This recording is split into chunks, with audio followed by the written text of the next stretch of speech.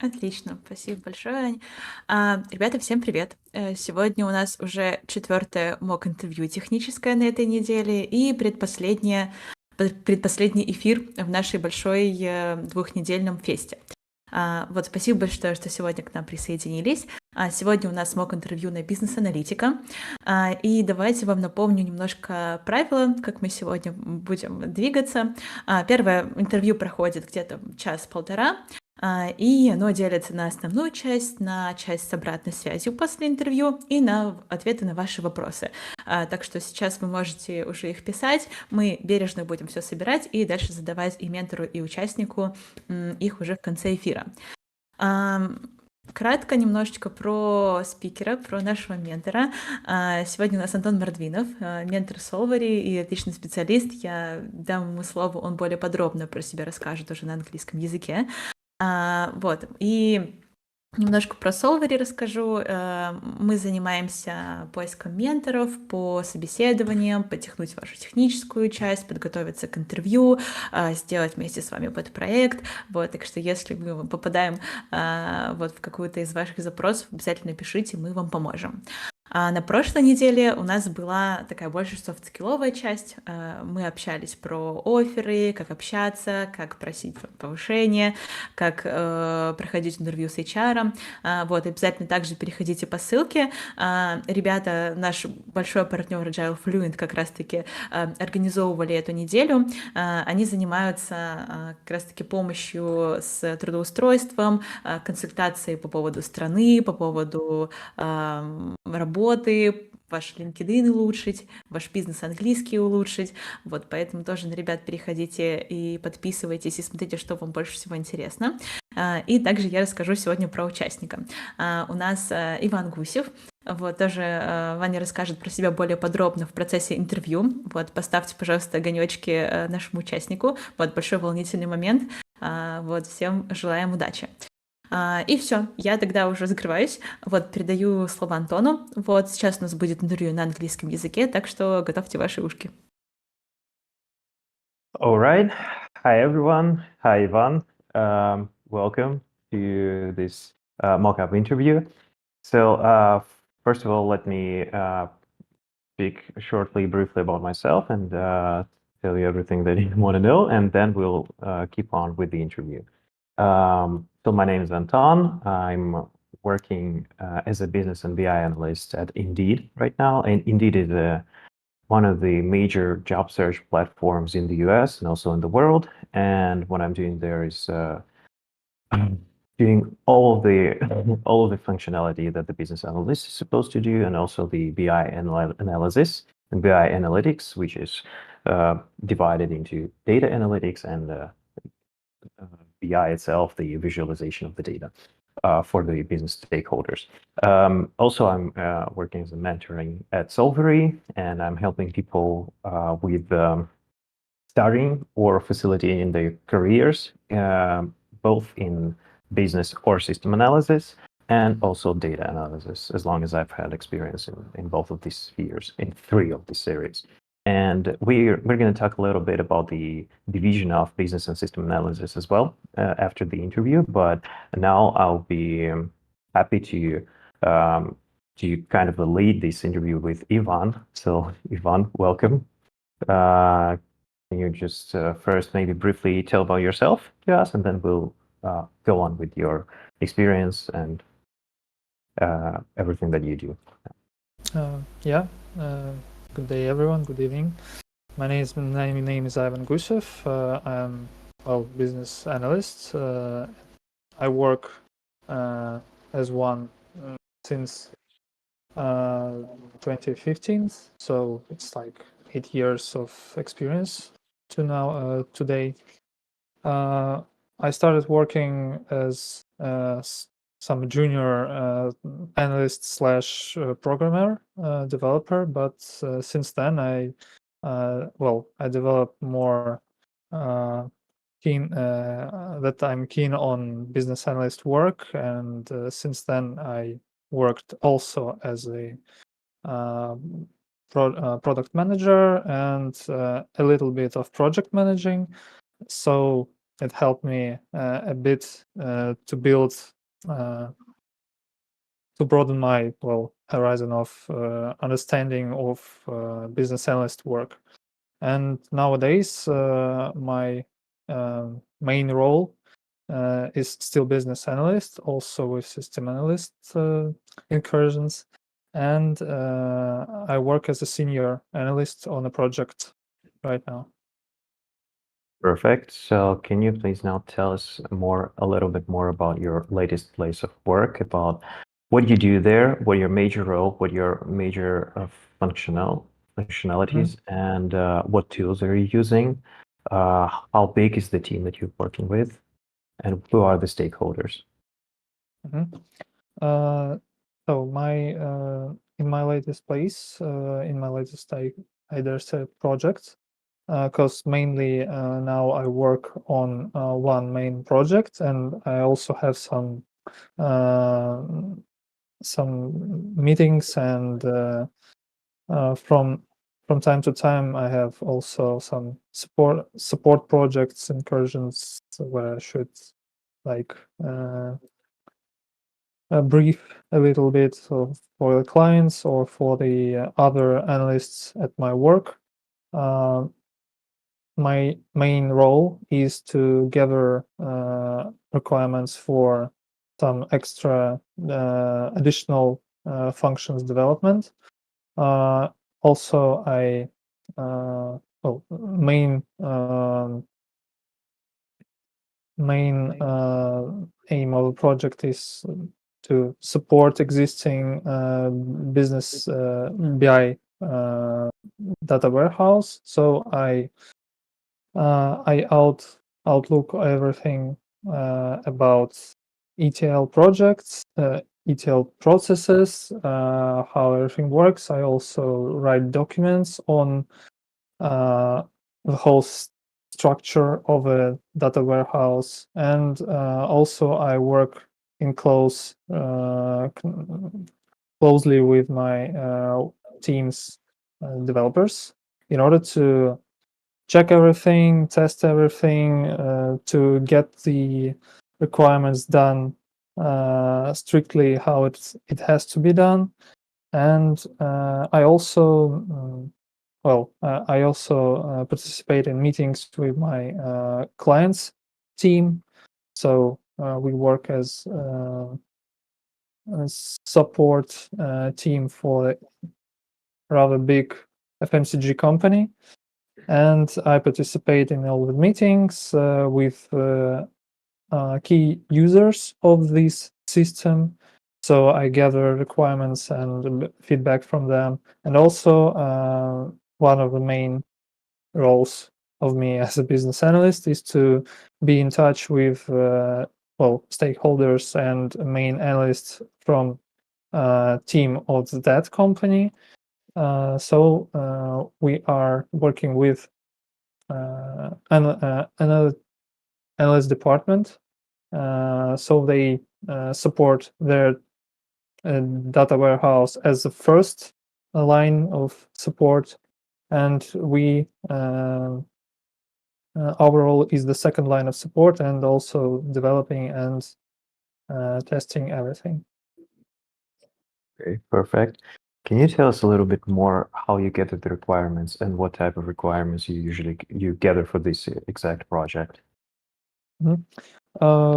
Mainly, we get first look at the requirements and what is needed to be done as a ticket in ours. We use Jira for that, and that's the first thing you see. Is how people frame their need for change. And after that, if I already know main basis of the report or a process of which they are speaking, I analyze the whole request and then come to clients requesting it. And usually we either have a meeting when we talk to each other and I elicit requirements strictly in face-to-face manner, or sometimes it's better to first to have some document relating this problem, relating these requirements, and go to the client with that in mind and in demo. So we are going through the document and getting some requirements from that. So it's, I may say, it's always some kind of a loop. So we get start of requirements, I analyze them. If there is enough information, it is already all right to take it to the document. And if it's not, it goes straight to meeting, straight to messaging and emailing, and getting the requirements right. And after that, document arise in either way. And the main, I think the final point of getting the requirements is approving this with the customer, with the analyst team from their side, and after that we go. It starts the development. Good. So you would say this is like an iterative process, right? Like iteration one. Yeah. Okay. Good. What happens if one of the stakeholders that you need is not available, like he's on holiday or she's on holiday, or doesn't answer the emails or text messages? Like what techniques do you elicit in this case? Well, first of all, in my experience and in day-to-day work, probably there are some people that can be in charge of that person when they are away and on holidays, on weekends. So usually someone when someone leaves and goes to vacation, they pick other maybe stakeholder or person who understands the domain and the processes, and I contact them in that case and try to get the answer, get the requirements, get the approval from them. And if they're not available, or if they cannot pick the final solution for that or the final requirement, probably it stays as ticket in waiting for a person to arrive and pick the needed choice, pick the needed path for that for that ticket, for that additional requirements.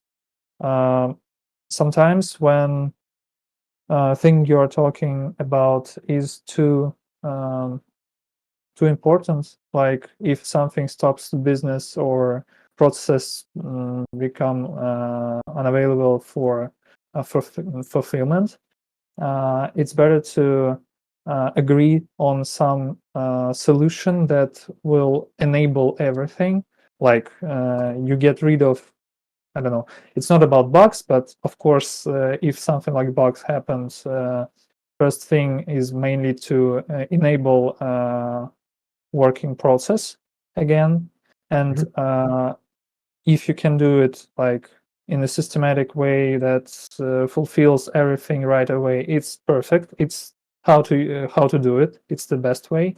But sometimes it comes to a point where, when you know that it will take time, you cannot just pick the best decision straight away. And in that circumstances, it's better to have some just a little bit of work in order to get everything just working, so people can can finish their processes, like get their reports and get their data. And after that, you can pinpoint it. You can you cannot forget about it, because everyone knows about it. Your project manager, their project manager knows about it, and after everything is done, you can get back to it and do it the right way with the right amount of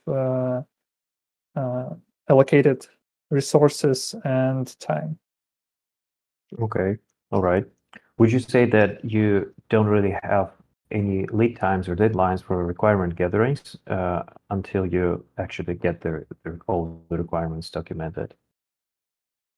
No, it's not that. Sometimes, as I said, I work in support projects right now, and there are priorities to be met, and sometimes you have some new ticket arrive that is highly available, and sometimes it also can disturb a normal work of the process, and you just have to it's a thing to discuss with your manager and with manager of the clients. So you both sit and you pick the right tasks to be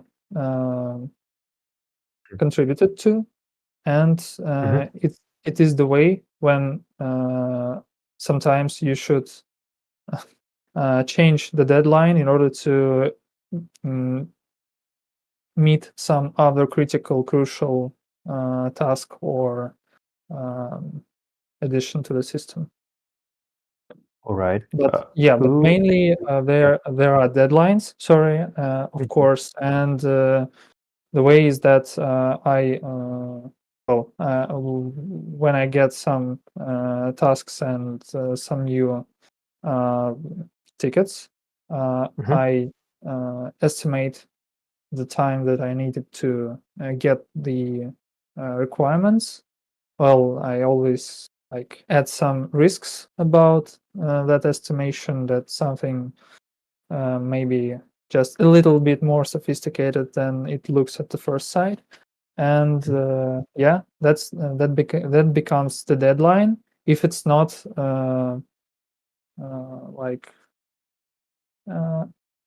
if it's not the way when client already has a deadline, and then we try to meet it either way. All right. Does the client always know all of the functional or technical requirements, or is it mostly business requirements that you get from the client, and then you work with the rest, with the team or with the developers? Most of the time there are business requirements, and maybe even UX or design requirements for the reports.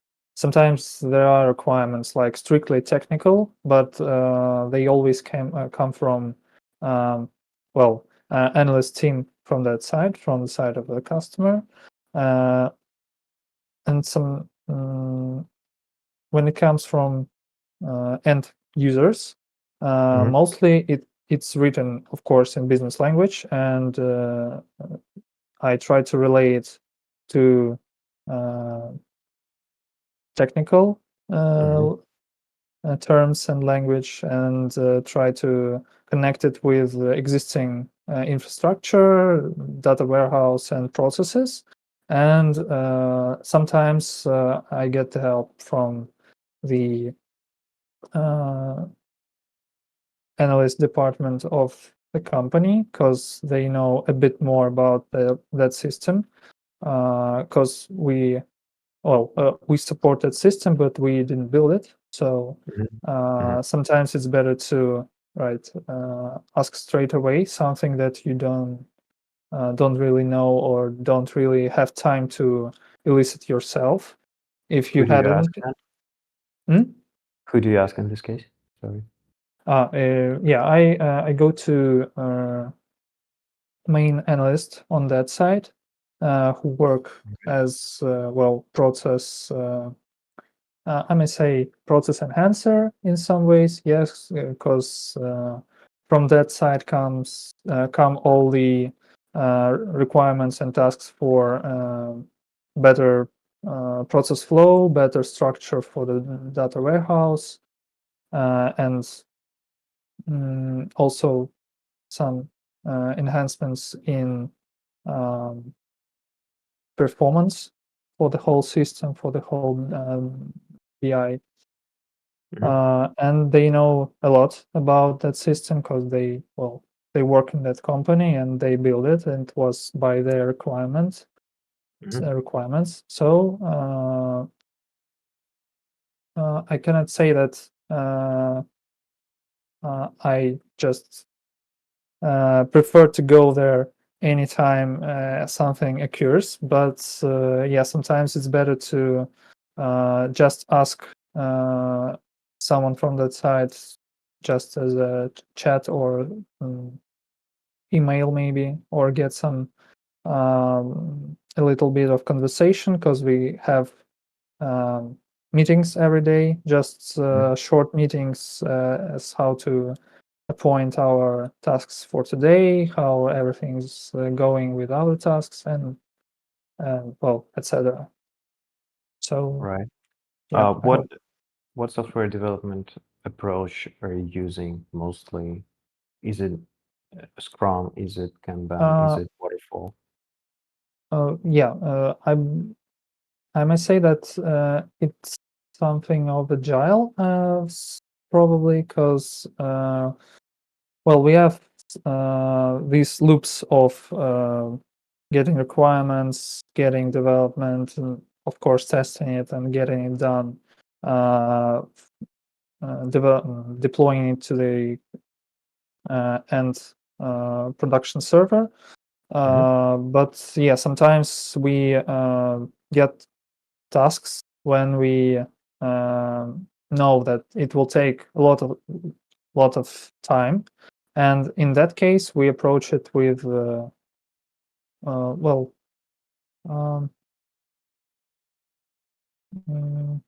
I may say releases, because you have to address the main thing first, and the main functions, main things, and after that you can say that some extra usability maybe, or some extra, I don't know, fields for the reports, they can arrive later. And the main thing is to get like your KPI in your report so that anyone can see it, and after that you can iterate on that report, iterate on that task, and get some additional measures and maybe dimensions for that, or just to have everything more organized in data warehouse than it was at the first sight, at the first point of strict necessity. All right. Thank you. How do you document the requirements? What is the structure of documentation? Is it just a plain text, or do you use any other techniques and tools for documentation? For this exact project, I use a structured document when, since we work with existing data warehouse and reports, I always state the reports that are in that task, or like being developed or being changed, edited. And after that, I just get the business requirements first. Like mostly it's the exact a little bit changed language of the first report, first task that came. And we when I meet with client and end users, I try to use their language in order to get the requirements, in order to talk how it should work, what should they have, and that becomes the first part of the document, when everything that is needed from that is relayed in simple, well, it's not always simple, but in business terms. And after that comes the part of technical requirements. It's mostly about where the data is stored, what visualization of the report it should have. It interpolates with business requirements in that state that probably most of the time people come with some mock-up report for their task, for their requirement, and that's I iterate on that and get it into the technical requirements section, because nearly everything from that mock-up report is being discussed with technical team, with developers, in order to get the exact solutions for getting the measures right. So and after that comes description, meticulous description of the fields, of the measures, of where they come from, what is the data flow for that exact field, and how we get it, and also all the calculations and how are they made. Are they made in report, or are they made before the report on the server base, like in SQL, in procedures or views? So this structure was developed with our customer, and they deem that it's better to have 2 points for two main abstracts for the document. First for the end users and for stakeholders, so they can look for the document, understand everything, and approve it. And the second part goes in strict relationship with the first one, and it comes for the development team, and I derive one from another, and we go for development with that document. All right. I believe maybe you're not using it here, but do you have experience in writing use cases or user stories? Of course. During my Can you work, briefly explain what's the difference, by the way, between use case and user story? Use case is a scenario of how you're using as an operator or as a user of any role. How are you approaching some function in a software development? In a software, what choices do you have in order to operate it, in order to manage it, to execute something, and how it relates one with another. So it's more about interconnections, how everything comes from relations between the choices that you can make, relations between functions that these choices relay. And user story is about getting right in some way it can be a requirement in itself, because you just relay what people want to do in that exact interface, as an example, and it doesn't have to be that sophisticated in relations with one another, but for that usually is used some tagging or getting user stories in some like features or even epics for the structural analysis of the whole project, of the whole requirements.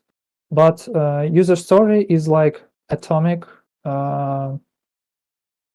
view on a function, on a task, which is being executed by someone with exact role and having some, usually input and output. And it's the atomic point of, atomic development object, I may say. Okay. Yeah. Or entity. And, Can you yeah. provide us a simple example of a user story? How would it sound? Yeah, something like, as an operator of a loading tool, I should I must have an opportunity to upload file from my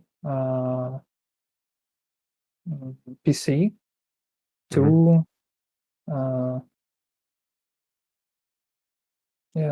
to the system. Yeah, something like that. Or as an administrator of a system, I should have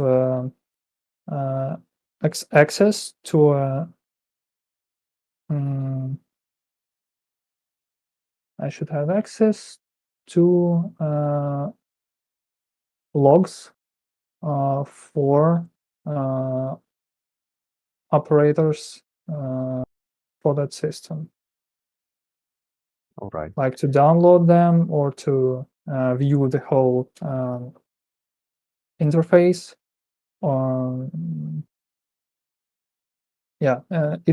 It could be more specific, but it That's depends fine.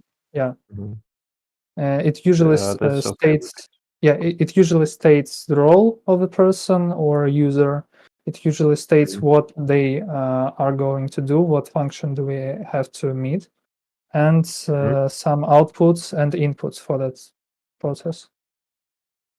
Okay. Can you also tell us how do you understand what is data warehouse? What data warehouse is? Like, what's the difference from a common database? What's the major features of data warehouse? Data warehouse is a structured way to gather and store information. It uses structures like Snowflake or Star. It has some strict relations in itself. While that database can be just a series of tables and maybe views, data warehouse has strict relations. It has some, it can have some business rules. It can have some triggers that interconnect every object of every entity of data warehouse. It also, it depends on exactly what data warehouse we're talking about, but there are some structures and types of data warehouses, and also probably 100% time I saw some data warehouse. There is some integration going on. Data warehouses do not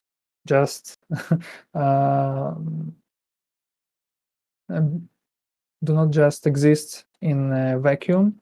They get information, they upload, download information. You use some packages for that, or some APIs in order to get the information there, and in order to give the information from data warehouse somewhere else. And on the data warehouse, usually business intelligence is built. because it has the strict structure that enables you to use visualization, and well, you can use it with cubes, all-up, MOLAP cubes, or even tabular structures. And that all comes from the data warehouse and how you store your information, your data, how you gather it via integration, or how you deliver it to your like end users of your system of your BI. Always, so it's more sophisticated than just having some tables and views in your database. All right, thank you. Is it a relational database? And if yes, what management system are you using? What it is based on? Can you please just? I mean, let's say you have a data warehouse which is built on as a relational database, and which RDBMS, I mean, relational database management system. Okay. What SQL type you're using for working with the database, with the data? Yeah. Well, most of the time I use Microsoft SQL Server and Microsoft SQL Management System, Management Studio, sorry, for that work. And sometimes when I work with like all-up cubes and tabular models, I use Visual Studio in order to get it right and not only to view it, but also to get the interconnections, how it works, and measurements and everything. Okay. Do you do any unit tests or any other types of testing while you're working on the project? Or Yeah. fulfilling these areas? Yeah. I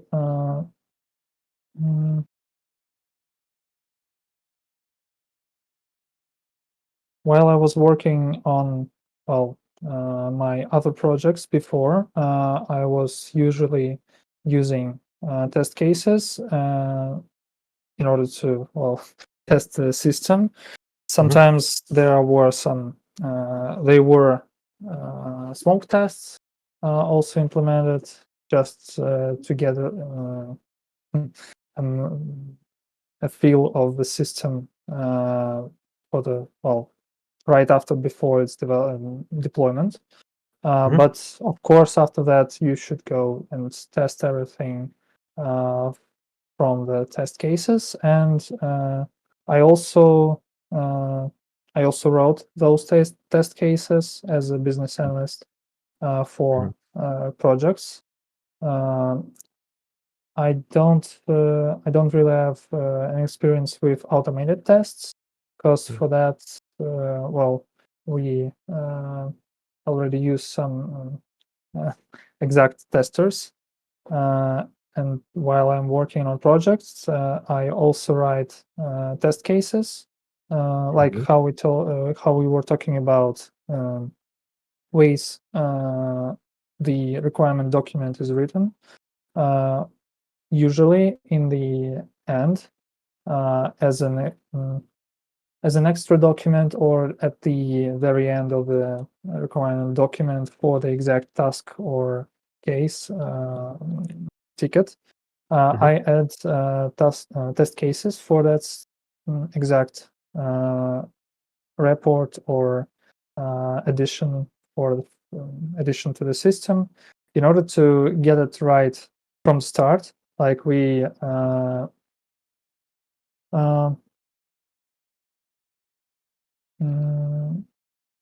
I show it to the customer, I mean to the main analyst from that side, and we get we just have the whole picture of what to do, how to do, and how to test it, and we get it all together like checked. Okay. What are the Yeah. key metrics or indicators of estimating that you're fulfilling the tickets, that you're fulfilling them successfully? I mean, what are the metrics that evaluate your work at your present job?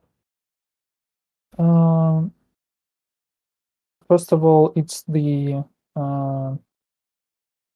amount of hours that it took versus the amount of hours it was estimated. So it's metric of how good we are estimating our work, not only me, but also my colleagues, developers. After that, also in close relationship to that comes the, well, I couldn't, yeah, okay, it's a metric because we just check it. Were there some, well, I may say bugs, but when we develop something and we deploy it so that customer can test it themselves with our test cases or with their business process or like imaginative cases that only they have. And if everything comes back, like something's not right there, we also check if that happens. And even well, if something like that happens, if task was like if requirements were not strict enough or they were ambiguous enough to have some misunderstanding there, it is of course some flag that had to be addressed, and we have KPI for, well, least amount of like getting back some big development tasks. And even if they get back, there are also sometimes cases when it's not about how good you were doing your work. It was about getting some new requirements and picking that up. That it's not meant to be done that way because we never had something that some requirement, and well, it gets another ticket, it gets another conversation because requirements are changing. That's all right. That's how the world goes. But in order to get something done, you really should stick to some paradigm when you have you have document, you have a view for functionality, and you stick with it. You do everything right with that frame of functions of like resources and time that you take to do it. And if something arises that were not included, well, it's that's another topic of discussion. And most of the time we just add it to the next iteration, or just pick it as an additional task for that task that came before. So there are KPIs on that to get everything right and the best time and at the first time. And if something goes wrong, we just check what was the cause of that. The cause of that. Okay, thank you. We're almost out of time, so I'll just briefly ask you about several tools, list of tools, and you just tell me whether you have a junior, middle, or senior experience in working with them, okay? So SQL or SQL?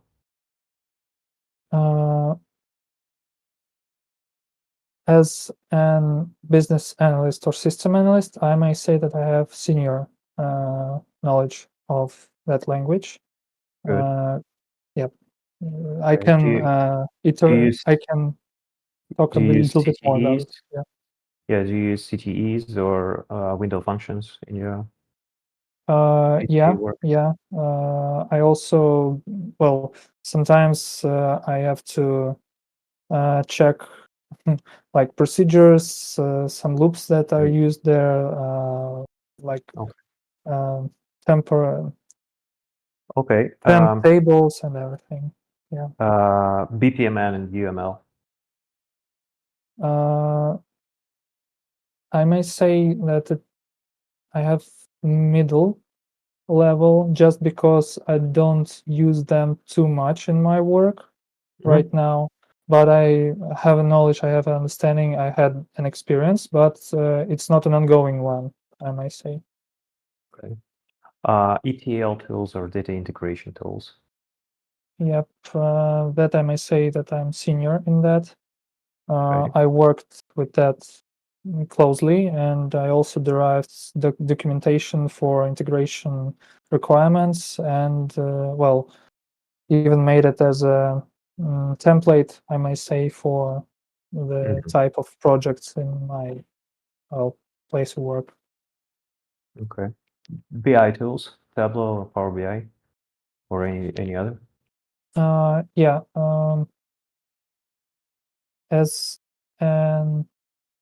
Mostly as a user, I suppose. Yeah, I think as a user, I have middle to senior level on that, and as a developer, I think something about middle, because I do not develop that too much on with Power BI strictly. I don't have any experience with Tableau, but I have experience with Power BI tools, and I use that in order to get some tests done, in order to get that everything's all right, in order to check, to be a first line of defense against the bugs if they occur. So I know how it works. I know how to develop visualization, develop reports. I always done it for pre-sale activities in my company. So yeah, I have at least middle level of proficiency in that. Okay. Thank you. Microsoft Visual Studio or Draw.io or any other visualization tool? Second thing you said was Draw.io? Yeah. Yeah. Or Lucidchart? Yeah. I mean, I would separate them a bit, because Visual Studio is more about, I really use it in order to get some work done with all-up models, tabular models, something like that. Just it may be some strict development, just a little bit for me, because I know DAX, but not too much. MDX also, but I use mostly Draw.io, as you said, for data flows and entities relationship in warehouse. I also structurized the current data flow in that data warehouse when I pick everything from the source and get all the way to the report, to the exact page of that report, how the data flows. So I use for that Draw.io, but also like other tools like Visio, Microsoft Visio, and everything. Okay. And the last one, Git or version control system? Yeah, I wouldn't say that I have like it's not senior. I may say that And it's not slow. required to be senior. Yeah, that's it. So I have some experience with that. I even checked, committed some cases, but it was out of my exact functions as a business analyst, so I just know about it. I know how it works. I just can work with developer on that, but I don't work with them exactly. Okay. All right. That's actually it for the list. Thank you so much. Thank you for sharing everything about your experience and all the cases that we have described and reviewed. That's pretty much it. Thank you. Thank you. Отлично, всем большое спасибо. Да, сейчас у нас обратная связь. Так, значит, я в первую очередь хотел просто поделиться, почему я выбрал такую структуру интервью. Это очень часто встречаемая структура интервью, когда компания, работодатель хочет узнать как можно больше о последнем опыте, либо вообще в целом об опыте а, соискателя, и, соответственно, задает все вопросы, связанные с его непосредственным опытом. И дальше, например, решает для себя, как бы на основе полученных ответов, тот ли функционал выполняет соискатель, который они ищут, да, на позиции, если это, мы будем считать, что это позиция senior аналитика, либо имеет ли он опыт работы с тем или иным документом или с тем или иным кейсом, когда, например, там стейкхолдер недоступен, либо есть дедлайны, либо есть, как измеряются показатели работы аналитика. То есть все вот эти моменты, задавая вопросы о них, работодатель понимает, в принципе, подходит ему этот соискатель, вот тот процесс работы, который у него есть в компании, либо не подходит. Вот, поэтому я выбрал вот такую вот методику, когда пообщался с Иваном, так как мы, в принципе, не знаем, на какую компанию, на какой на какой сферу работы компании Иван сейчас претендует, да, в этом мок-интервью, мы изучаем его опыт. Вот. По поводу обратной связи в целом я хочу сказать, что все очень здорово. Кроме одного момента, это то, что Иван выполняет все-таки в большей степени функционал системного аналитика.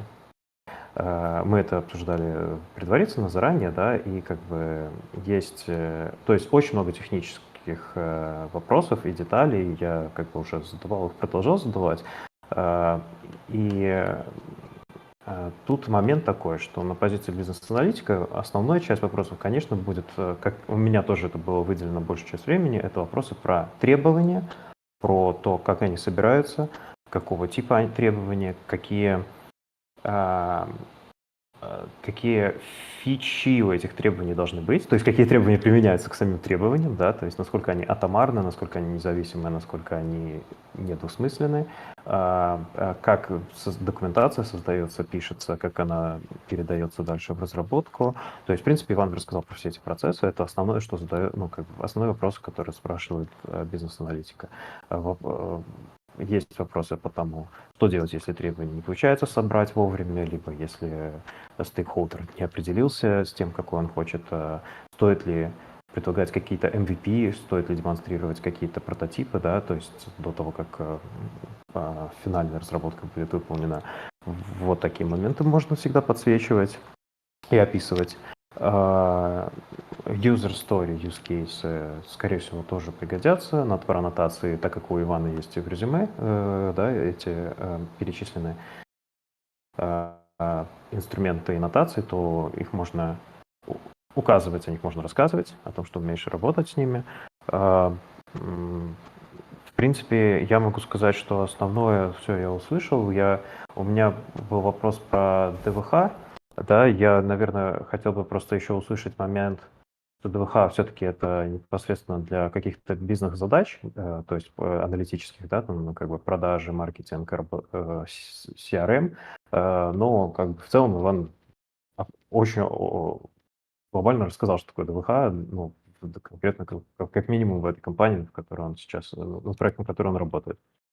Опять же, ну, ДВХ и определение ДВХ – это больше к системному аналитику.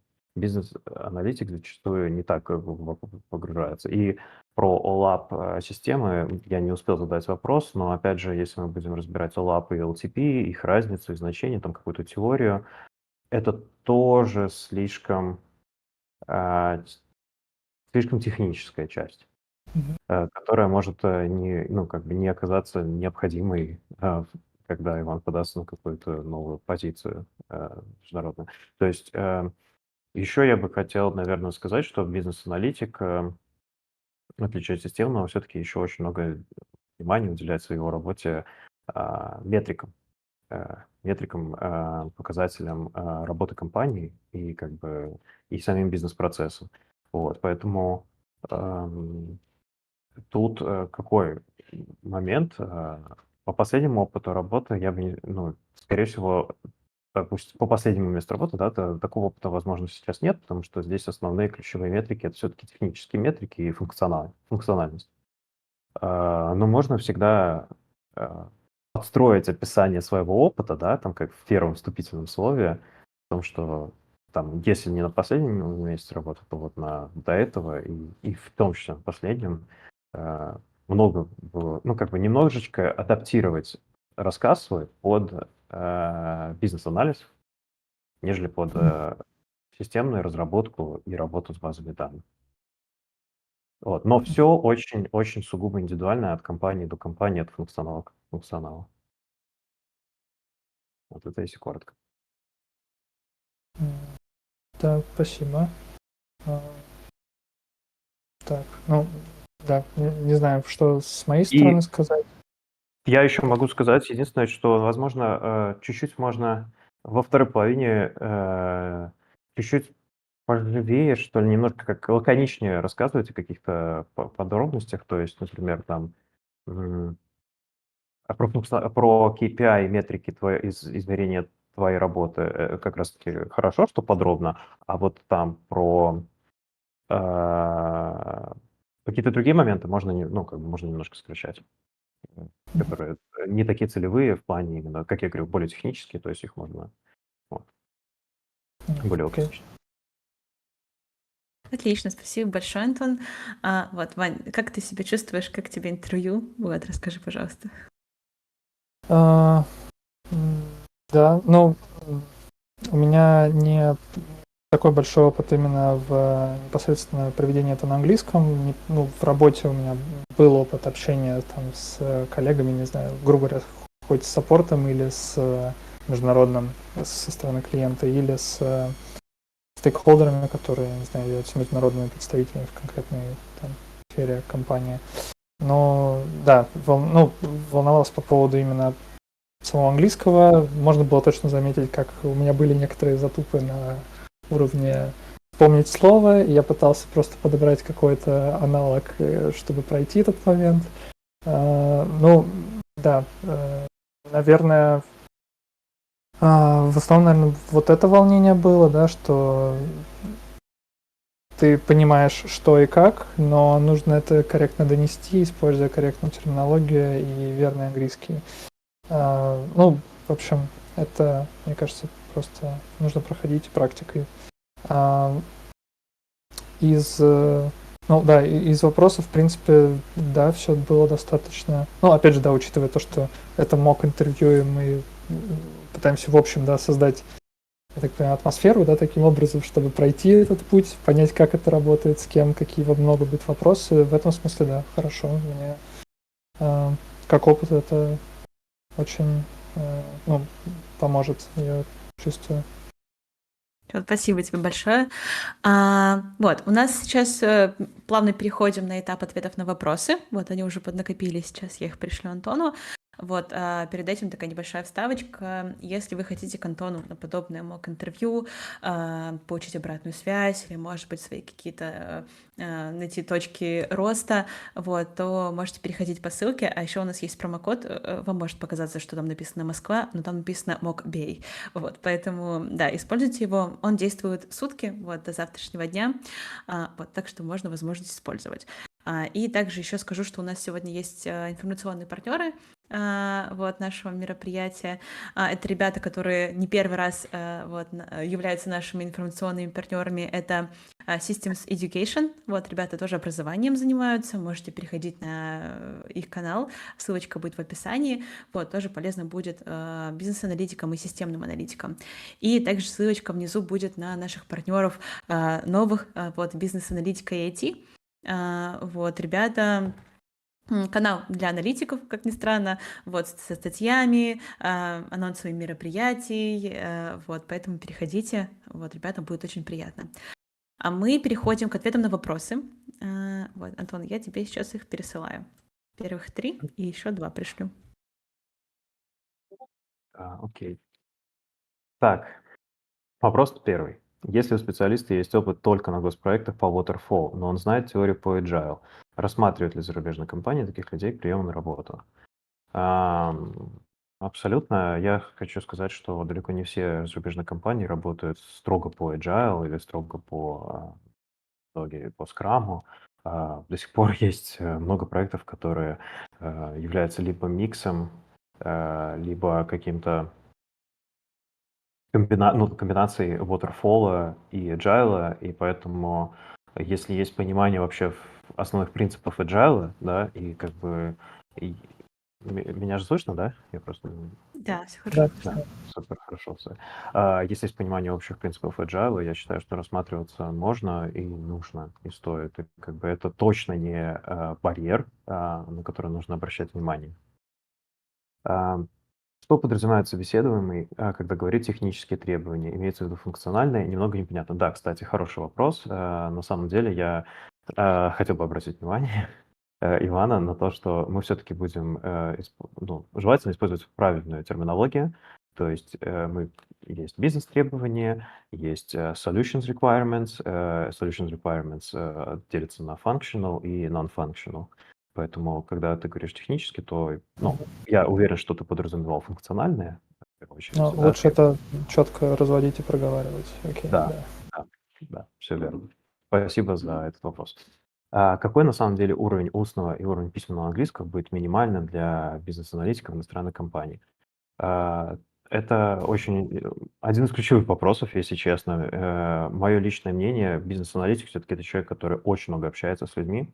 Это не просто разработчик, да, который сидит, и не просто дата-аналитик, это человек, у которого много, может быть, митингов и сбора требований, поэтому, а, скажем так, intermediate — это минимум, который должен быть, и нужно быть готовым выходить вот из зоны комфорта и постоянно общаться, и собирать, спрашивать, писать сообщения, допытываться, узнавать. Поэтому, как бы, будем честны, уровень английского должен быть intermediate. Это какой у нас? B1, да? Ну вот, соответственно, B1. Э, Я думаю, что нужно, то есть, если ниже, то прям рекомендую подтягивать, и в первую очередь устный, и заодно сразу с ресурсами, где есть терминология правильная на английском. В зарубежных компаниях функционал системного аналитика выполняет бизнес-аналитик, или это больше работа команды разработчиков? Спрашиваю, потому что вакансии системных аналитиков вижу реже, чем бизнес-аналитиков. В России кажется наоборот. Да, это верно подмеченное замечание, что, как правило, в зарубежных компаниях нет строго выделенного системного аналитика как позиции, и зачастую есть компании, в которых этот функционал входит в функционал бизнес-аналитика, так и есть. То есть бизнес-аналитик должен иметь а, технический опыт и понимание, как работает система, как работают интеграции между системами и все необходимый как бы функционал, который у нас выделяется в отдельной позиции, да, либо зачастую действительно команда разработки какие-то на себя берет обязанности, то есть, например, тестирование или, например, merge реквесты или pull реквесты аналитик не выполняет в зарубежных компаниях, как правило. Это вот прям строго разделено, что все request, вся работа с гитом, вся работа с какими-то инструментами разработки выполняется разработчиками. Но все равно я рекомендую смотреть позиции бизнес-аналитиков и просто искать те, которые требуют, как бы в требованиях которых расписаны те же инструменты, с которыми вы знакомы и которыми вы пользуетесь, и такие позиции есть, поверьте мне. Вот. Хватит ли уровня английского B2 для работы? Да, конечно. B2 — это upper intermediate. Еще хочу напомнить, что в зарубежных компаниях, как правило, команды тоже международные, и очень много иностранцев. И, например, в моей компании работаю в американском офисе. Есть люди из Индии, есть люди из Китая, есть люди из Европы, из Восточной Европы, из Армении, из России. И как бы каждый из них не является носителем языка, и акценты могут быть очень разными, поэтому уровень B2 — это вполне достаточно. Отлично, спасибо большое. Вот там ребята в чатике благодарят за ответы. Пока у нас вопросов нет. Вот если вы хотите еще успеть задать вопрос, то быстрее пишите. Вот, иначе мы будем уже скоро заканчивать. Вот, а я хотела вас поблагодарить, что вы сегодня к нам пришли. Вот, Антон, Ваня. Точно, Ваня напоминает, что по поводу резюме, Да, Антон, мы хотели дать обратную точно. связь. Да, Мгм. мы давайте еще разберем один момент. Значит, до нашего мок-интервью Иван предоставил для ревью свое резюме, свое CV, и у меня есть несколько замечаний, которые в целом я бы хотел озвучить, так как они будут полезны всем. Первое, резюме на 3 страницы — это too much. Его нужно сокращать. Желательно вообще одна страница. Иногда, конечно, невозможно вместить весь свой опыт и все, что вы сделали, в одну страницу. 2 — это максимум, 3 — это очень много, поэтому не делайте трехстраничное резюме, пожалуйста. 1,5, 1,5. Вот, прям ужимайте свой опыт. Опыт можно описывать очень коротко, то есть вы работали над какими-то проектами, вы достигли таких-то результатов. Не обязательно перечислять, сколько проектов у вас было и сколько вы провели интервью и наняли сотрудников в команду, да. Достаточно в каком-то процентном соотношении указать результаты, к которым привела ваша работа, то есть к общим результатам компании, либо департамента компании, либо продукта. Конверсия как-то увеличилась. Ну, смотря на чем вы работаете. То есть какие-то достижения желательно, чтобы были описаны, потому что особенно американцы очень любят видеть цифры достижений. В остальном функционал. Значит, опыт, функционал, техстек, то есть какие инструменты вы использовали и какими тулами пользовались, да, какие среды разработки там применяли. Фотографии не нужно.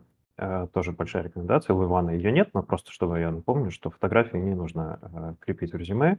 Особенно для американских компаний это как бы такая штука, по которой как бы они могут выбрать. Ну, то есть у них есть запрет на выбор соискателя по внешнему виду. Соответственно, фотография — это немножечко некорректная вообще в целом история. А, Вот. Так, еще вопрос. Какие этапы Мгм. интервью бывают за рубежом? Могут ли давать кейсы на собеседовании? На собеседовании может быть лайв-кодинг, об этом предупреждают заранее.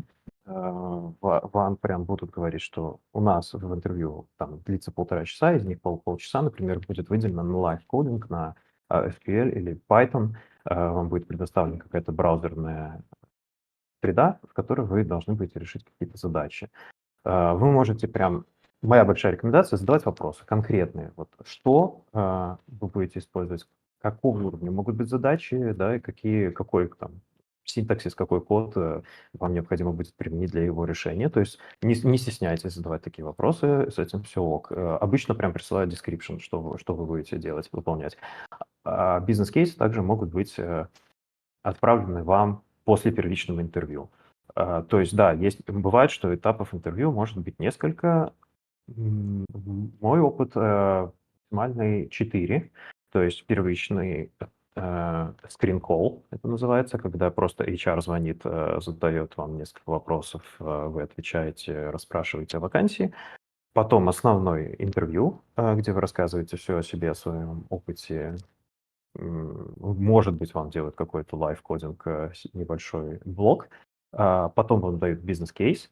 Вы решаете бизнес-кейс и отправляете результаты всего решения на проверку. И четвертое интервью, последнее, там, Monday с лидом, с менеджером, то есть уже такое общие результаты вашего бизнес-кейса, плюс в целом вас проверяют, насколько вы в целом адекватный сотрудник, и насколько вы готовы и подходите к работе в этой команде. Отлично, спасибо. И еще там один вопросик остался. Да, и вопрос, проверяет ли знание диаграмм, знание интеграции. Честно, на моем опыте нет. Не было у меня проверки знаний нотации или диаграмм. Вот. Я упоминал о том, что я использую секвенс-диаграммы и entity-диаграммы, UML нотации в своей работе, там, документации, и на этом меня никто больше ничего не спрашивал. Возможно, где-то и спрашивают, но мне кажется, что нет, потому что, как правило, это потеря времени большая. Ну, отрисовка диаграммы вживую, онлайн.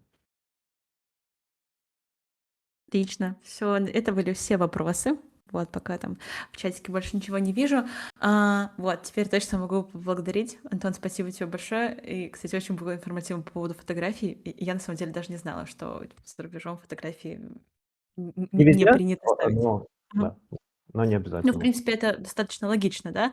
Вот, поэтому, мне кажется, я еще ни разу не слышала, чтобы это прям проговаривали. Вот, Иван, спасибо большое тоже, что присоединился к нам сегодня. Достаточно такой, можно сказать, волнующий момент на аудиторию в эфире показывать свои знания. Но это очень классно. Вот, аудитория там поддерживает. Опять напоминаю, что можно ставить огонечки. Вот, обязательно потом почитайте чатик, что там интересного пишут.